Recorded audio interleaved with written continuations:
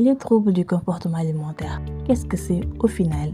Les troubles du comportement alimentaire sont des affections complexes et multifactorielles qui peuvent être influencées par une combinaison de facteurs biologiques, psychologiques et socioculturels.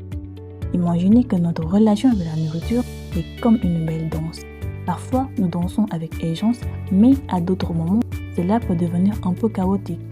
Les troubles du comportement alimentaire se manifestent par plusieurs manières. Parfois, cela peut ressembler à vouloir éviter certains aliments ou à s'inquiéter constamment de ce que l'on mange. Parfois, cela peut être le contraire, comme manger de manière excessive même si ce n'est pas ce que l'on veut vraiment.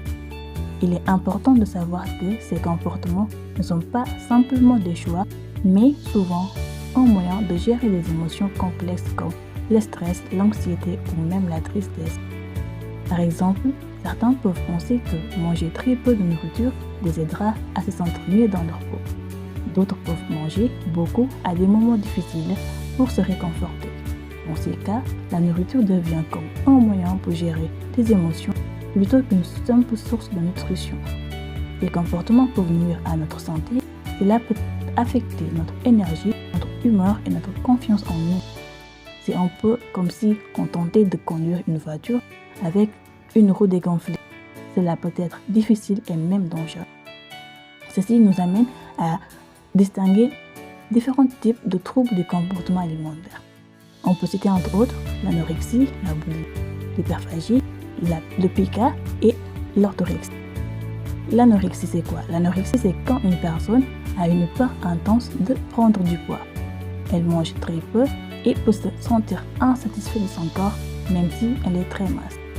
En ce qui concerne la boulimie, cela se produit souvent chez les personnes qui ont des accès de frénésie alimentaire, c'est-à-dire qu'elles mangent beaucoup en un peu de temps, puis essaient de compenser en se faisant vomir ou prendre des médicaments pour faire des exercices physiques excessifs. L'hyperphagie. L'hyperphagie, c'est un peu comme la boulimie, mais sans des comportements de compensation comme vomir.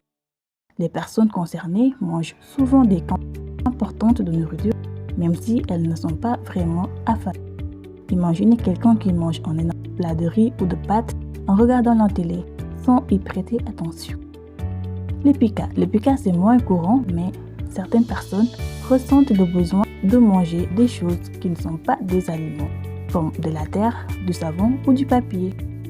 Cela peut sembler étrange, mais c'est un vrai trouble.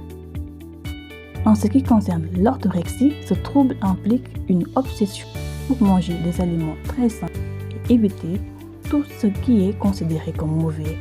Parfois, cela peut aller jusqu'à être stressé à l'idée de manger quelque chose qui n'est pas parfait. Imaginez quelqu'un qui refuse de sortir avec ses amis parce que les restaurants ne servent que des plats jugés non sains. Ces troubles peuvent sérieusement affecter la santé physique et mentale.